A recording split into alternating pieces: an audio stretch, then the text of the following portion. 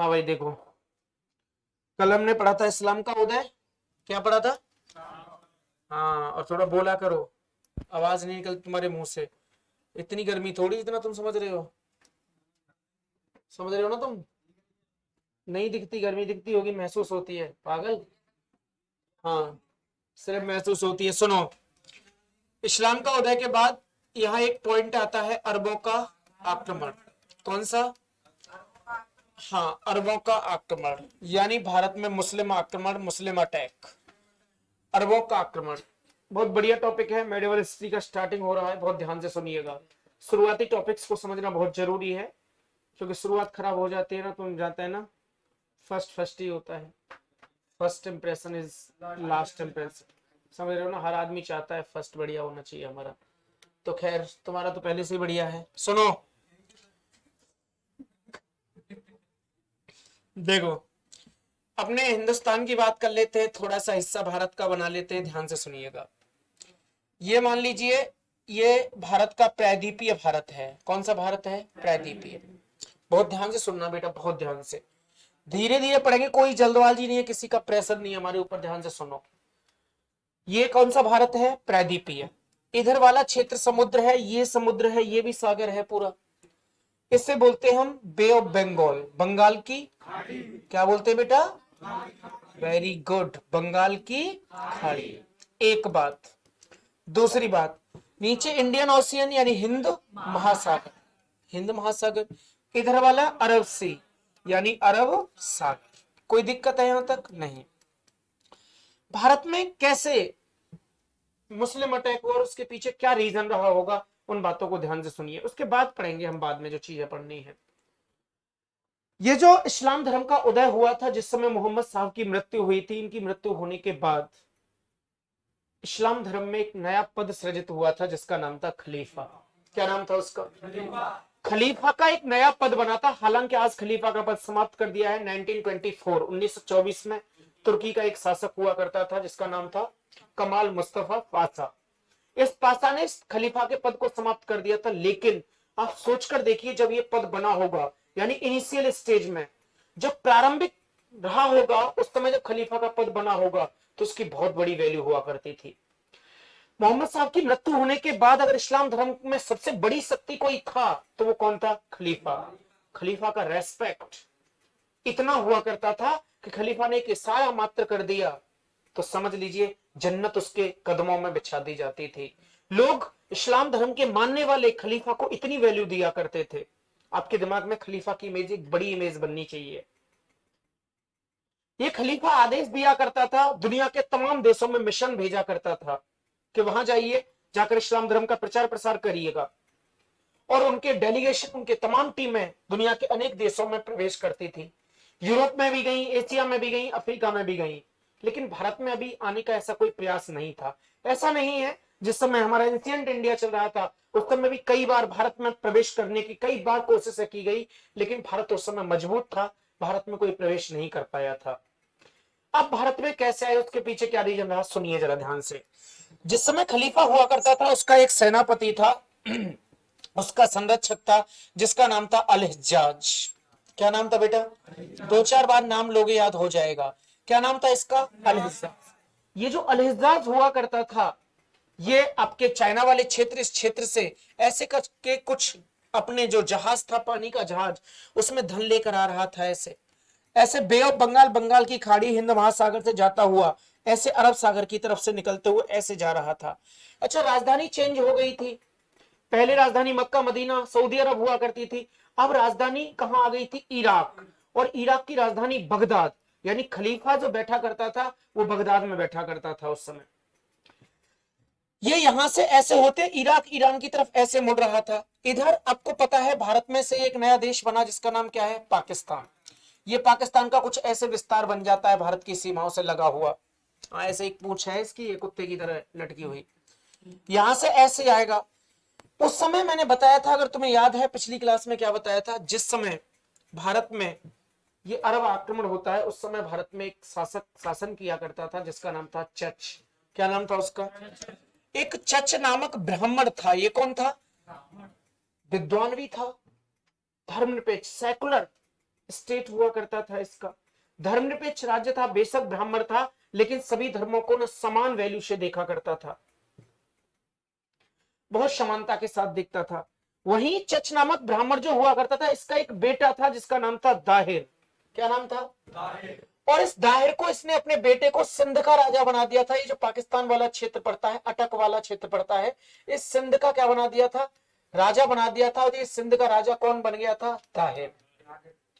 दाहिर की एक बड़ी खास बात हुआ करती थी, ये जो दाहिर हुआ करता था ना, ये कट्टर हिंदू था। इतना बड़ा कट्टर हिंदू था, इतना बड़ा कट्टर हिंदू था, इतने तो बजरंग दल के भी लोग नहीं है। हाँ, इतना कट्टर था कि इसे उस समय बौद्ध और जैन होते थे भारत में, जहां बौद्ध मिल जाए, जैनी मिल जाए बस चटका देता था। जहां भी बौद्ध मिल गई, ये कहता था हिंदुस्तान हिंदू राष्ट्र है और इसमें हिंदू रहेंगे सिर्फ। बहुत नफरत करता था बौद्धों से, जैन से।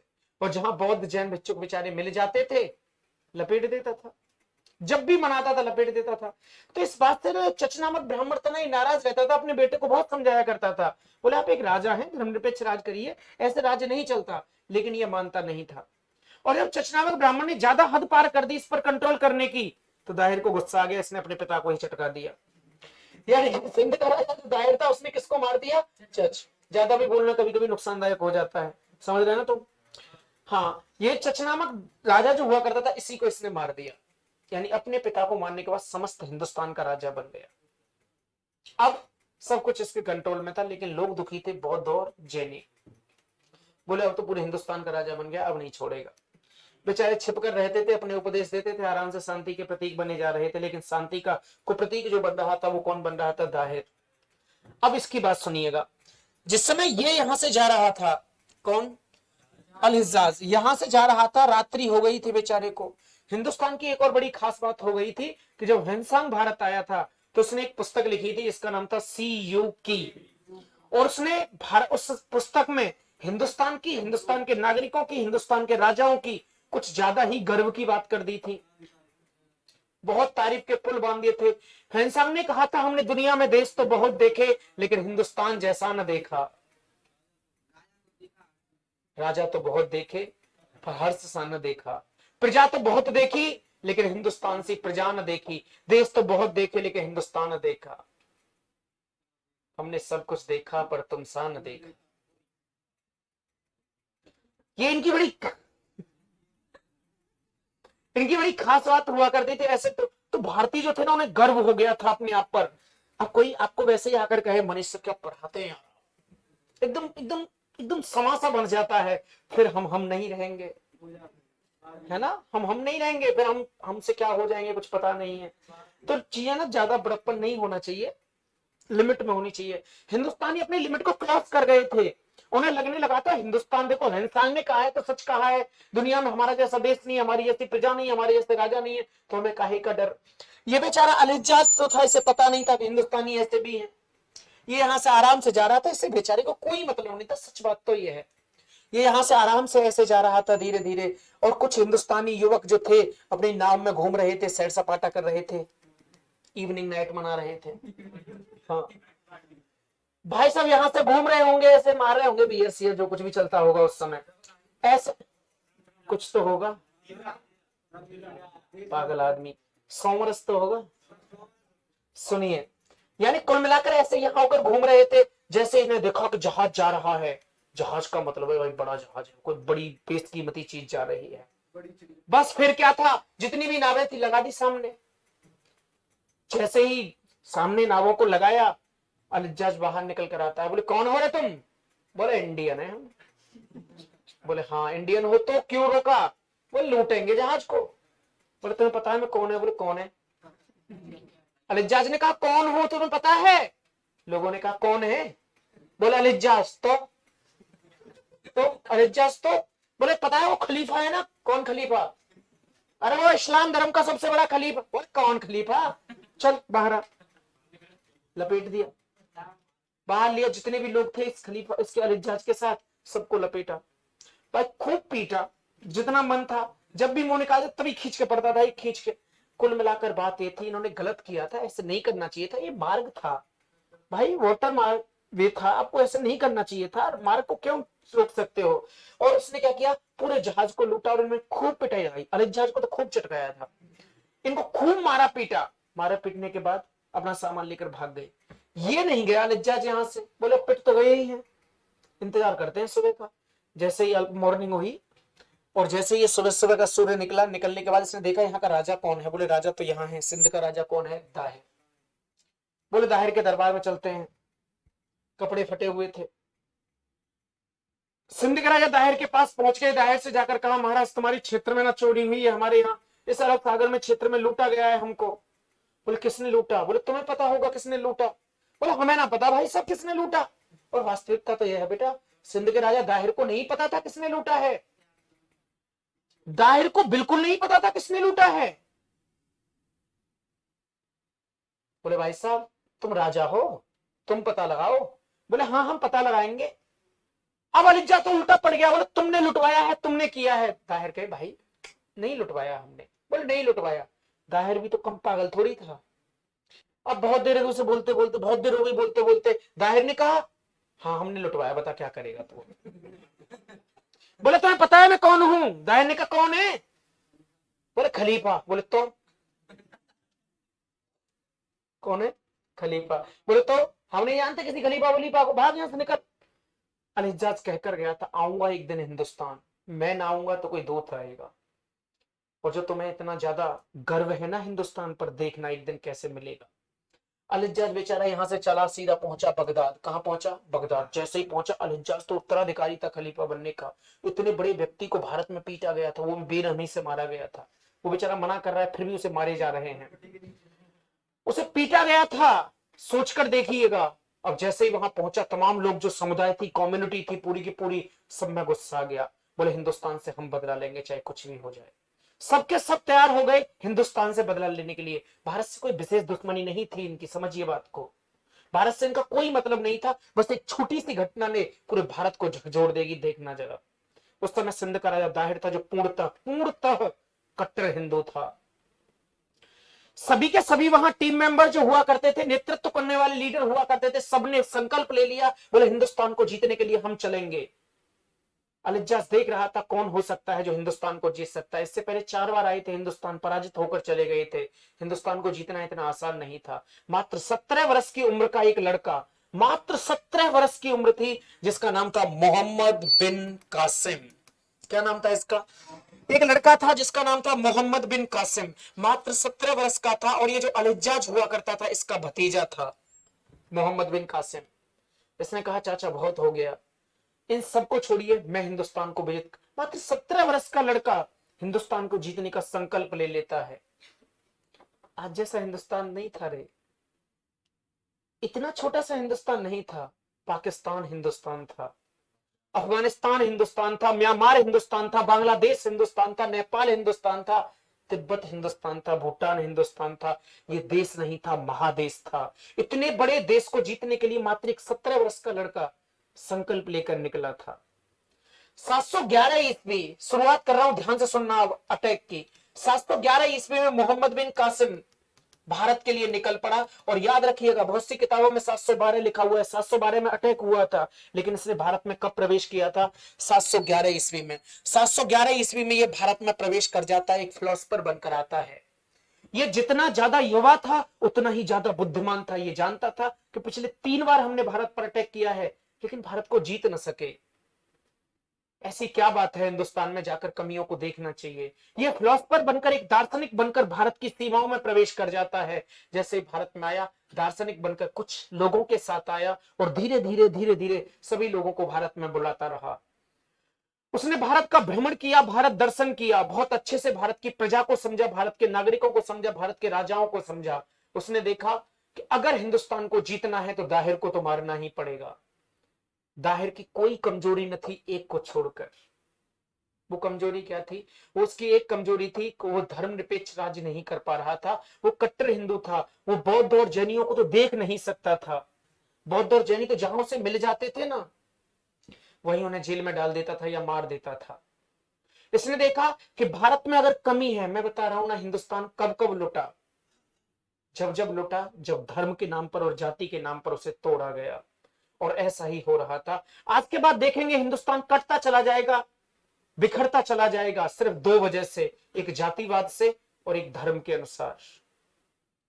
अब ऐसा ही यहां होने वाला था। अब मोहम्मद बिन कासिम अच्छे से समझ गया था, बौद्ध और जैनियों की जो टोलियां हुआ करती थी, गुरु हुआ करते थे, सबको बुला लिया, बोले इधर आओ रे। कौन हो तुम? बोले बौद्ध।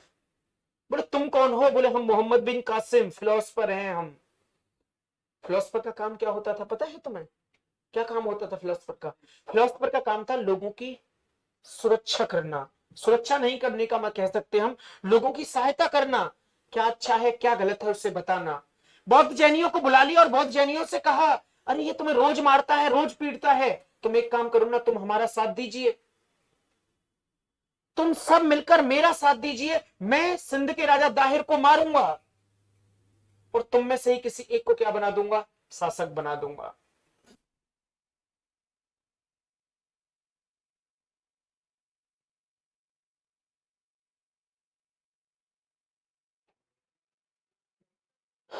कुल मिलाकर बात यह थी, कुल मिलाकर बात यह थी कि जो सिंध का राजा दाहिर था वो कट्टर हिंदू बन रहा था, इसलिए देश में थोड़ी व्यवस्था खराब हो रही थी। 711 में भारत आया, एक वर्ष तक भारत में रहा और 712 ईस्वी में इसने पूरी तैयारी कर दी थी अटैक करने की।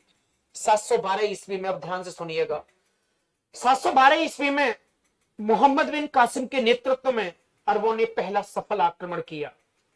मात्र 17-18 वर्ष का लड़का हिंदुस्तान पर आक्रमण कर रहा है। 712 ईस्वी में मोहम्मद बिन कासिम ने सिंध के राजा दाहिर पर आक्रमण कर दिया। किस पर आक्रमण किया? सिंध के राजा दाहिर पर आक्रमण किया, और सिर्फ आक्रमण नहीं किया, सिंध के राजा दाहिर की क्या कर दी? हत्या। भारत में पहला मुसलमानों का सफल आक्रमण कब हुआ? 712 में। किसने किया? किस पर किया? कहां का राजा था? एक बड़ा खूबसूरत सा प्रश्न आ सकता है।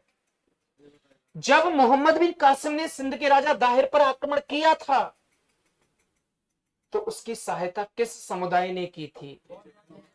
किसने की थी? बौद्ध और गलत, सिर्फ बौद्धों ने।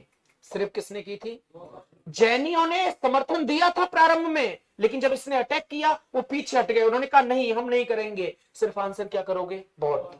किसने सहायता की थी? बौद्धों ने। इस प्रकार मोहम्मद बिन कासिम का शासन भारत में स्थापित हो गया और भारत का एक नया सुल्तान बना। कौन? मोहम्मद बिन कासिम। मोहम्मद बिन कासिम, अभी तो सुनिए इसके बारे में थोड़ी सी बात, ऐसे ही थोड़ी जाएगा। मोहम्मद बिन कासिम 712 से लेकर 715, मात्र कितने बरस भारत में रहा? 3 बरस। मोहम्मद बिन कासिम 712 में भारत की सत्ता पर काबिज हो गया, सिंध का राजा बन गया। एक 17-18 वर्ष का लड़का, दूसरी कम्युनिटी का, दूसरे धर्म का व्यक्ति भारत में आता है, भारत के लोगों को मारता है और भारत की ही गद्दी पर इतनी बड़ी जनसंख्या के ऊपर जाकर राजा बन जाता है। अब क्या गुल खिलाता है देखना। जैसे ही गद्दी पर बैठा, मोहम्मद बिन कासिम का पहला काम था इस्लाम धर्म का प्रचार प्रसार करना। आप आगे पढ़ेंगे, एक लेखक वो आएगा, एक शासक आएगा, महमूद गजनवी। गजनवी के साथ एक लेखक आएगा जिसका नाम है अल बरूनी। क्या नाम है? अल बरूनी की एक बुक का नाम है किताब उल हिंद। लिखवाइए बेटा मैंने अभी। कौन सी बुक थी? किताब उल हिंद। किताब उल हिंद में अल बरूनी ने क्या कहा है? उसने कहा है कि जब भारत में मोहम्मद बिन कासिम आया था उस समय भारत में, जैसे मानिए उस समय भारत में जैसे समुद्र में, कितना बड़ा समुद्र है, जैसे समुद्र में एक बूंद, जैसे समुद्र में एक बूंद गिरे, ऐसे ही उस समय पूरे भारत में एक बूंद के समान मुसलमान थे। जैसे समुद्र में एक बूंद के समान, ऐसे ही भारत में उस बूंद के समान भारत में कौन थे? मुसलमान थे। मुसलमान मोहम्मद बिन कासिम के नेतृत्व से आना शुरू किया। इसका काम था भारत में इस्लामीकरण को आगे बढ़ाना, और आकर इसने अपने धर्म का प्रचार प्रसार शुरू कर दिया और इसने भारत में इस्लाम धर्म का प्रचार शुरू किया। शुरुआत में बड़े प्यार ढंग से कर रहा था कि लोग इस्लाम को कबूल करें, लेकिन इतना जल्दी लोग इस्लाम की तरफ झुक नहीं रहे थे। तलवार का प्रयोग शुरू कर दिया, बड़े लेवल पर तलवार के दम पर लोगों को मुसलमान बनाना शुरू किया, इस्लाम धर्म को आगे बढ़ाना शुरू कर दिया। इसी मोहम्मद बिन कासिम ने इस्लाम धर्म के संरक्षण के लिए, इस्लाम धर्म के संरक्षण के लिए एक टैक्स लगाया जिसका नाम है जजिया कर। इतिहास में यह कर कभी कोई भी भूला नहीं जा सकता। जैसे जैसे बढ़ते जाएंगे वैसे वैसे जजिया कर को पढ़ते जाएंगे। जजिया कर अपने आप में एक बड़ा टैक्स हुआ करता था। भारत में जजिया कर की शुरुआत किसने की? मोहम्मद बिन कासिम। मोहम्मद बिन कासिम ने भारत में जजिया कर लगा दिया। ये जजिया कर क्या था, सुनिए जरा। जजिया कर मुसलमानों को छोड़कर, किसको छोड़कर? मुसलमानों को छोड़कर हिंदुस्तान के प्रत्येक नागरिक से लिया जाता था। प्रारंभ में जब मोहम्मद बिन कासिम ने लगाया था, इसमें ब्राह्मणों को छोड़ दिया था, इसमें महिलाओं को छोड़ दिया था, इसमें अनाथ बच्चों को छोड़ दिया था, विकलांगों को छोड़ दिया था। इसके अलावा ये सब पर लगाया जाता था। बाद में तो ब्राह्मणों को भी लपेटे में ले लिया था इसने। लेकिन प्रारंभ में जब मोहम्मद बिन कासिम ने जजिया कर लगाया था, तो इसमें ब्राह्मणों को, मुसलमानों को और महिलाओं को, बच्चों को और अनाथों को, इनको छोड़कर सब पर लगाया जाता था। सोचकर देखिए, हिंदुस्तान की जनता से जब तक फील नहीं करेंगे ना, चीज समझ में नहीं आएंगी। मेरी बात समझ लीजिए, इतिहास को बारीकी से समझना है और हमेशा याद रखना है, हमेशा अपने हृदय में संजोए रखना है, तो फील तो करना पड़ेगा। कौन हृदय में रहता है हमेशा, बताना? जिसे हम फील करते हैं, जिसकी फीलिंग्स होती हैं हमारे अंदर, वही हृदय में रहता है। नहीं रहता? सहमत तो होना पड़ेगा बेटा। मैं कहूं और तुम सहमत ना हो, ऐसा कैसे हो सकता है? तू नहीं तो ये रुती है हवा, क्या करूं? क्या पूरा तो यूट्यूब पर जाइए ना, उनका काम है, ये काम ही, मेरा काम तो बस याद दिलाना है तुम्हें। हाँ, तो मैं क्या कह रहा हूं, फील करिए बेटा, बिना फील किए काम चलेगा नहीं। जजिया कर, सोचकर देखिए, मुसलमानों को छोड़कर सब पर लगाया जा रहा है। बौद्ध भी लपेट दिए थे, जो बौद्धों ने सहायता की थी। बौद्धों से तो और एक्स्ट्रा लेता था। बोले सर क्या कर रहे हैं तुमने तो कुछ और कहा था। बोले हम और कुछ ही तो कर रहे हैं, अब इनसे तो और लिया जाता था ज्यादा, सबसे लिया जाता था। और देखो, तुम सबसे ले लिया जजिया कर, और लेने के बाद हो क्या रहा है? इस्लाम धर्म का संरक्षण सिर्फ इस्लाम धर्म के लिए जा रहा है। उस धन से हिंदुस्तानियों से आया, और उस धन से गरीबों को, जो बहुत गरीब अत्यंत निम्न वर्ग के लोग हुआ करते थे, उनको धन दिया जाता था, और उसी धन से उनका धर्म परिवर्तन कराया जाता था। सोचकर देखो, बोलो। सबसे लिया गया था, तभी तो लिया था। जो अपने देश का नहीं हो सकता, वो दूसरे का कैसे हो सकता है? उनका लपेटो नहीं। कुल मिलाकर बात यह थी कि जजिया कर सबसे लिया जाता था, मुसलमानों को छोड़कर, और इन सब लोगों को जो मैंने बताया उन्हें छोड़कर। काम क्या होता था इससे? इससे इस्लाम धर्म का संरक्षण। हिंदुस्तान का पैसा हिंदुस्तानियों से लिया जा रहा है, और हिंदुस्तानियों को दिया जा रहा है, इसलिए दिया जा रहा है कि उनका क्या हो जाए? धर्म परिवर्तन बड़े लेवल पर। 712 से लेकर 715 तक मोहम्मद बिन कासिम ऐसे ही काम करता रहा। 715 में बड़ी कहानी रटी। वहां अगर बात करें, कहां? बगदाद में खलीफा चेंज हो गया। उस जब खलीफा चेंज हुआ, तो उसने जितने भी आक्रमण भेज रखे थे दुनिया में, सबको बुला लिया वापस। मोहम्मद बिन कासिम को भी निमंत्रण दे दिया गया कि फटाफट भारत से कहां आ जाइए? बगदाद। कहां लौट कर आ जाइए? मोहम्मद बिन कासिम भारत से वापस चला गया।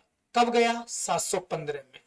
देखना कितनी बुरी मौत मारा गया मोहम्मद बिन कासिम। मृत्यु भी तो देख लो, सुनो कैसे मारा गया था। 715 ईस्वी में ये भारत छोड़कर जाने लगा। लेकिन जब ये भारत छोड़कर जा रहा था, तो ये अकेला नहीं गया था। ये जो राजा दाहिर था, इसकी दो पुत्रियां थी। एक का नाम था सूर्य देवी और एक का नाम था परमल। एक का नाम था सूर्य देवी और एक का नाम क्या था? परमल देवी। ये दोनों की दोनों बेटियों को अपने साथ ले गया था। हिंदुस्तान से ऐसे ही नहीं गया था, हिंदुस्तान की दो बेटियों को अपने साथ ले गया था। वहां जैसे ही पहुंचा, जैसे ही बगदाद में गया, हिंदुस्तान को जीत कर गया था। सेलिब्रेशन मनाया जा रहा था, उत्सव मनाया जा रहा था। चारों तरफ नगाड़े बज रहे थे, खुशी थी कि हमने हिंदुस्तान को जीता है। जैसे ही वहां खलीफा मिला, खलीफा का नाम था उस्मान। उस्मान नामक खलीफा हुआ करता था। और जो उस्मान नामक खलीफा था, ये जैसे ही वहां पर पहुंचा, जाकर खलीफा से गले लगता है, बोले देखो जन्नत हासिल कर ली हमने, हिंदुस्तान जीत लिया।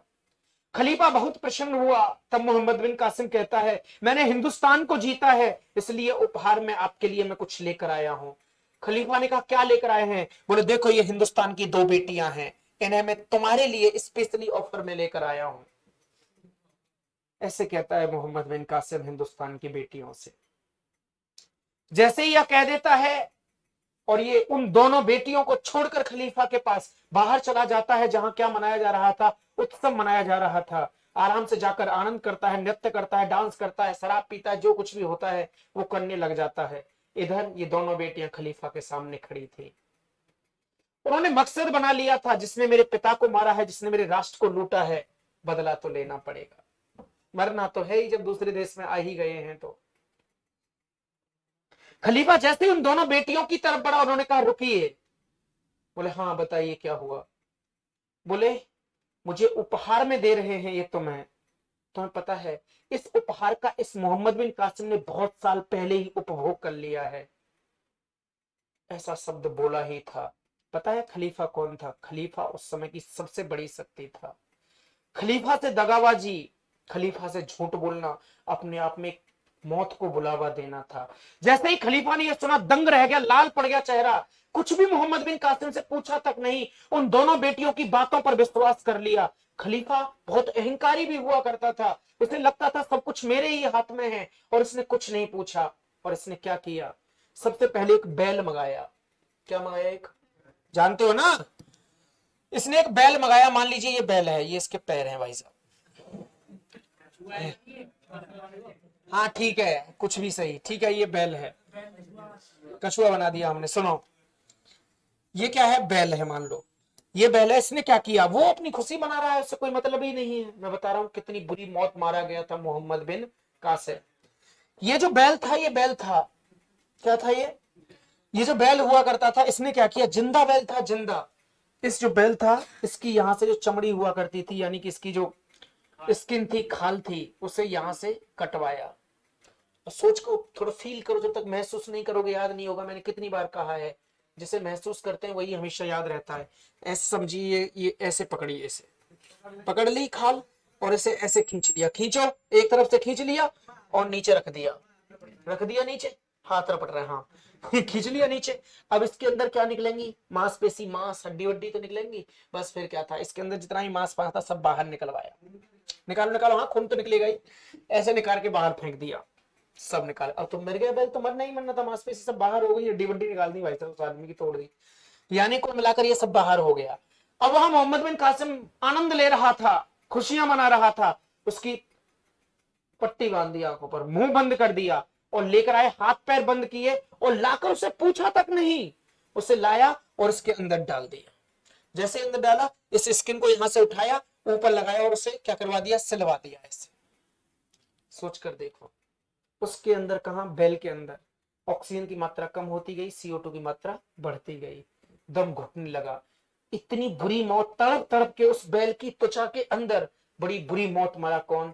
मोहम्मद बिन कासिम। खलीफा की इतनी वैल्यू हुआ करती थी। सोचो, जिसने हिंदुस्तान को जीता, वो उनके नागरिकों के लिए एक वीर युवक था, उसे इतनी बुरी मौत मार दिया खलीफा ने। मोहम्मद बिन कासिम तड़पते तड़पते मर गया।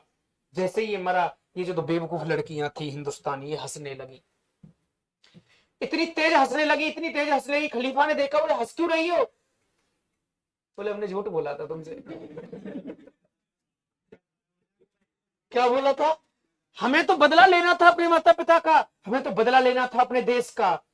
सोच कर देखो उस खलीफा को अब कितना गुस्सा आया होगा। नहीं नहीं, सोचो, आज 50 डिग्री सेल्सियस टेम्परेचर है, तो सोचो उस समय क्या कर दिया होगा।